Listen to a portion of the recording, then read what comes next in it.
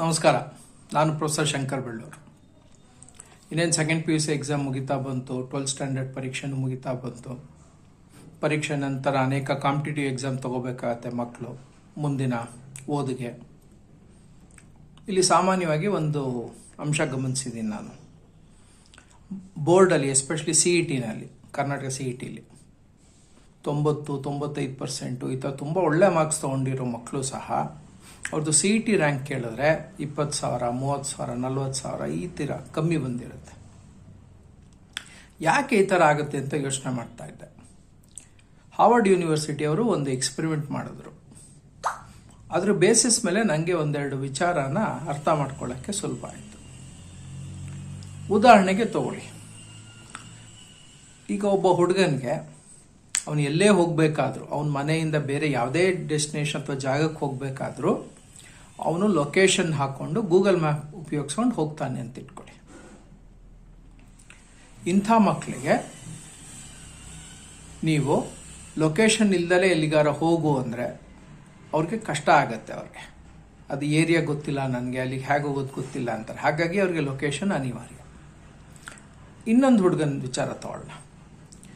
ಇವನಿಗೆ ಎಲ್ಲಿಗೆ ಹೋಗಬೇಕು ಅಂದರೂ ನಮ್ಮ ಕಾಲದ ಥರ ಚೀಟಿನಲ್ಲಿ ಅಡ್ರೆಸ್ ಬರ್ಕೊಟ್ಟಿರ್ತಾರೆ ಅಂದ್ಕೊಳ್ಳಿ. ಇವನು ಹೇಗೆ ತಲುಪ್ತಾನೆ ಲೊಕೇಶನ್ ಅಥವಾ ಡೆಸ್ಟಿನೇಷನ್ ಅಂದರೆ, ಮೊದಲು ಊರಿಗೆ ಹೋಗ್ತಾನೆ, ಆ ಏರಿಯಾಗೆ ಹೋಗ್ತಾನೆ, ಏರಿಯಾನಲ್ಲಿ ಲ್ಯಾಂಡ್ ಮಾರ್ಕ್ ಕೇಳ್ಕೊತಾನೆ, ಕ್ರಾಸ್ ಯಾವುದು, ಮೇಯ್ನ್ ಯಾವುದು ಅಂತ ಕೇಳ್ಕೊಂಡು ಆಮೇಲೆ ಡೋರ್ ನಂಬರ್ ಹುಡ್ಕೊಂಡು ಅಲ್ಲಿಗೆ ಹೋಗ್ತಾನೆ.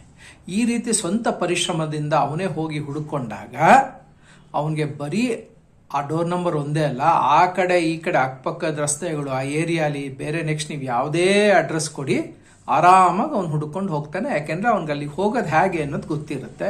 ಈ ಗೂಗಲ್ ಮ್ಯಾಪಲ್ಲಿ ಲೊಕೇಶನ್ ನೋಡ್ಕೊಂಡು ಹೋಗೋರಿಗೆ ಅಲ್ಲಿಗೆ ಹೇಗೆ ತಲುಪಿದೆ, ನಾನು ಯಾವ ಏರಿಯಾ ಮೂಲಕ ಹೋದೆ, ಏನು ಲ್ಯಾಂಡ್ ಮಾರ್ಕ್ ನನಗೆ ಸಿಕ್ತು, ಇದ್ಯಾವುದು ಗೊತ್ತಿರಲ್ಲ. ಯಾಕೆ ಉದಾಹರಣೆ ಹೇಳ್ತಾ ಇದ್ದೀನಿ ಅಂದರೆ, ನೀವು ಎಂಥ ಪ್ರತಿಷ್ಠಿತ ಕೋಚಿಂಗ್ ಸೆಂಟ್ರಲ್ಲಿ ನಿಮ್ಮ ಮಕ್ಕಳಿಗೆ ಕಾಂಪಿಟೇಟಿವ್ ಎಕ್ಸಾಮ್ ಟ್ರೈನಿಂಗ್ ಕೊಡಿಸಿದ್ರು ಸಹ ಅಲ್ಲೇನು ಮಾಡ್ತಾರೆ ಮೇಷ್ಟ್ರುಗಳು, ಒಂದು ಕಾನ್ಸೆಪ್ಟ್ ತೊಗೊತಾರೆ, ಅದ್ರ ಮೇಲೆ ನಿಮಗೆ 3, 4, 5 ಅವ್ರಿಗೆ ಕಾಲಮಿತಿ ಎಷ್ಟಿರುತ್ತೆ ಅಷ್ಟರಲ್ಲಿ ಎಷ್ಟು ಪ್ರಾಬ್ಲಮ್ ಮಾಡಿಸ್ಬೋದು ಅಷ್ಟು ಮಾಡ್ತಾರೆ. ಮಿಕ್ಕಿದ್ದು ನಿಮಗೆ ಮೆಟೀರಿಯಲ್ಗಳು ಕೊಟ್ಬಿಡ್ತಾರೆ, ಮಕ್ಳಿಗೆ ನೀವೇ ಮಾಡ್ಕೊಳ್ಳಿ ಅಂತ. ಇದು ಹೇಗಾಯಿತು ಅಂದರೆ, ನಿಮಗೆ ಗೂಗಲ್ ಮ್ಯಾಪಲ್ಲಿ ಲೊಕೇಶನ್ ಹಾಕ್ಬಿಟ್ಟು ನಿಮ್ಮನ್ನು ಸೀದಾ ನೀವು ಕೂತಿರೋ ಕಡೆಯಿಂದ ನಿಮಗೆ ಆ ಪ್ರಾಬ್ಲಮ್ ಸೊಲ್ಯೂಷನ್ಗೆ ಕರ್ಕೊಂಡೋಗಿ ಬಿಟ್ಬಿಡ್ತಾರೆ. ಇದು ಹೀಗಿದ್ರೆ ಹೀಗೆ ಹೀಗೆ ಮಾಡಬೇಕು, ಸೊಲ್ಯೂಷನ್ ಬರುತ್ತೆ. ಇದು ನಿಮಗೆ ಕೂತ್ಕೊಂಡ್ಬಿಡ್ತು ಮಕ್ಕಳಿಗೆ. ನೆಕ್ಸ್ಟ್ ಇನ್ನೊಂದು ಅದೇ ಥರ ಪ್ರಾಬ್ಲಮ್ ಮಾಡ್ತಾರೆ, 3, 4, 5 ಮಾಡ್ತಾರೆ, ಮುಗಿಸ್ಬಿಡ್ತಾರೆ. ಈಗೇನಾಗುತ್ತೆ, ಮಕ್ಕಳಿಗೆ ಬೇರೆ ಥರದ್ದೊಂದು ಪ್ರಾಬ್ಲಮ್ ಕೊಡ್ತು ಅಂದರೆ, ಈ ಥರ ಪ್ರಾಬ್ಲಮ್ ನಮ್ಗೆ ಮಾಡಿಸಿಲ್ಲ, ಇದು ಬಹುಶಃ ಔಟ್ ಆಫ್ ಸಿಲೆಬಸ್ಸು ಅಂತ ಅಂದ್ಕೊಂಡ್ಬಿಡ್ತಾರೆ. ಅದೇ ಇನ್ನೊಂದು ವಿದ್ಯಾರ್ಥಿ ಹೇಳಿದ್ನಲ್ಲ, ಅವನ ಪರಿಶ್ರಮದಿಂದ ಅವನೇ ಅಡ್ರೆಸ್ ಹುಡ್ಕೊಂಡು ಹೋಗೋನು ಅಂತ.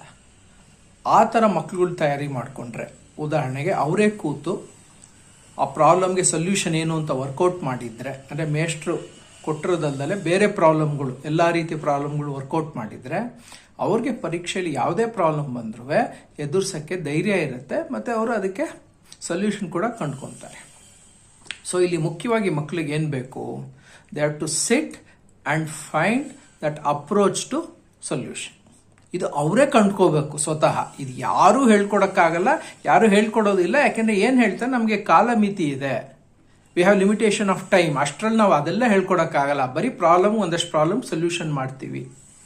ಇದು ಹೇಗೆ ಆಯಿತು ಅಂದರೆ, ಇವತ್ತು ಆನ್ಲೈನ್ ಸೋರ್ಸ್ ಇದೆ, ಕ್ಲಾಸಲ್ಲಿ ಕೇಳ್ತಾರೆ, ಟ್ಯೂಷನಲ್ಲಿ ಕೇಳ್ತಾರೆ, ನಾನಾ ಸೋರ್ಸ್ಗಳಿಂದ ಅವ್ರಿಗೆ ಇನ್ಫಾರ್ಮೇಷನ್ ಬರುತ್ತೆ, ನಾಲೆಡ್ಜ್ ಸಿಗುತ್ತೆ. ಬಟ್ ಸಮಸ್ಯೆ ಏನಾಗಿದೆ ಅಂದರೆ, ಅದನ್ನೆಲ್ಲ ಕೂತ್ಕೊಂಡು ಅರಗಿಸ್ಕೊಂಡು ಅವರೇ ಸೊಲ್ಯೂಷನ್ ಕಂಡುಕೊಳ್ಳೋ ಒಂದು ಪ್ರಕ್ರಿಯೆನ ಬೆಳೆಸ್ಕೊತಾ ಇಲ್ಲ. They are looking for easy way out. ಇದು ಎಲ್ಲಿ ಅವ್ರಿಗೆ ಸಮಸ್ಯೆ ಆಗುತ್ತೆ ಅಂದರೆ, ಅಲ್ಲಿ ಎಕ್ಸಾಮಲ್ಲಿ ಕೂತಾಗ ಅವರು 100 ಥರ ಪ್ರಾಬ್ಲಮ್ ರೆಡಿ ಆಗಿರ್ತಾರೆ, ಅಲ್ಲಿ 101ನೇ ಪ್ರಾಬ್ಲಮ್ ಬರುತ್ತೆ ಪರೀಕ್ಷೆಯಲ್ಲಿ. ತಕ್ಷಣ ಇವ್ರಿಗೇನು ಅನಿಸುತ್ತೆ, ಇದು ಮಾಡಿಸಿಲ್ಲ, ಇದು ಬಹುಶಃ ಔಟ್ ಆಫ್ ಸಿಲೆಬಸ್ ಇರಬೇಕು. ಮುಂಚೆನೇ ಆತಂಕ ಇರುತ್ತೆ, ಕಾಂಪಿಟೇಟಿವ್ ಎಕ್ಸಾಮ್ ಅಂದಾಗ ಸೊಲ್ಯೂಷನ್ನು ಗೊತ್ತಾಗಲಿಲ್ಲ ಅಂತಾಗ ಏನಾಗುತ್ತೆ, ಇದು ಮುಂದಿನ ಪ್ರಾಬ್ಲಮ್ಗಳಿಗೂ ಸಹ ಅವ್ರಿಗೆ ಹೊಡೆತ ಕೊಡುತ್ತೆ. ಯಾಕೆಂದರೆ they'll get little disappointed or little scared. ಹಾಗಾಗಿ ಮಕ್ಕಳೇನು ಮಾಡಬೇಕು, ನೀವೇ ಕೂತ್ಕೋಬೇಕು, ನೀವೇ ಪ್ರಾಬ್ಲಮ್ಸ್ಗಳು ವರ್ಕೌಟ್ ಮಾಡಬೇಕು, ನಿಮ್ಮ ಲಾಜಿಕ್ನ ಅಪ್ಲೈ ಮಾಡಬೇಕು, ಗೊತ್ತಾಗಲಿಲ್ಲ ಅಂದರೆ ಕೇಳಬೇಕು, ಅಥವಾ ಸ್ಟ್ಯಾಂಡರ್ಡ್ ಸೊಲ್ಯೂಷನ್ ನೋಡಿ ತಿಳ್ಕೋಬೇಕು. ಎಲ್ಲಿ ನೀವು ಸ್ಟಕ್ ಆದ್ರಿ, ಯಾಕೆ ಸ್ಟಕ್ ಆದ್ರಿ, ಕಾನ್ಸೆಪ್ಟ್ನ ತಿರ್ಗಾ ನೀವು ರಿವಿಸಿಟ್ ಮಾಡಬೇಕು.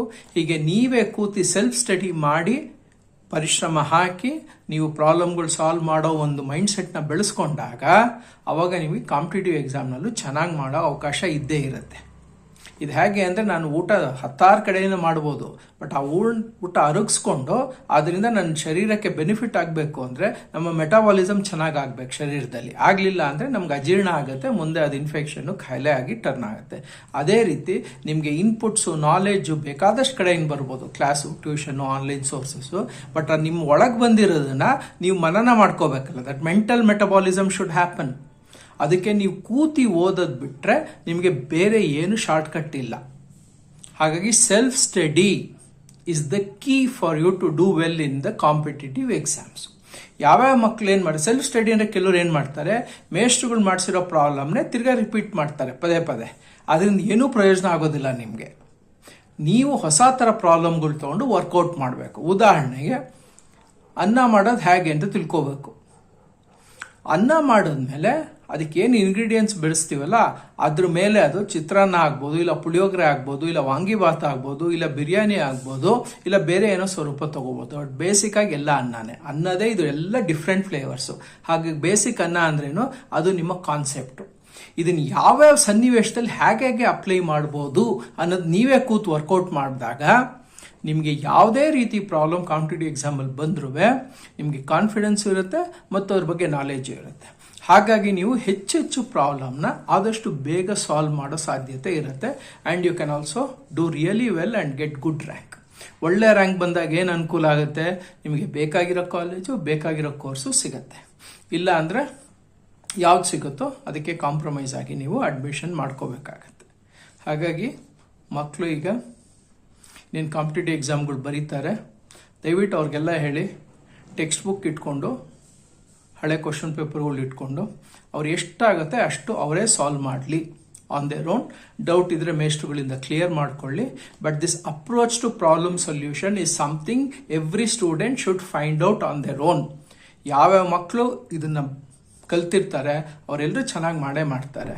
ಹಾಗಾಗಿ ಎಲ್ಲ ಮಕ್ಕಳು ಈ ಕಡೆ ಯೋಚನೆ ಮಾಡಿ, ಈ ದಿಕ್ಕಿನಲ್ಲಿ ಯೋಚನೆ ಮಾಡಿ. All the very best for your competitive exam. Sringeri Sharadambe ನಿಮಗೆಲ್ಲ ಒಳ್ಳೇದು ಮಾಡಲಿ. ನಮಸ್ಕಾರ.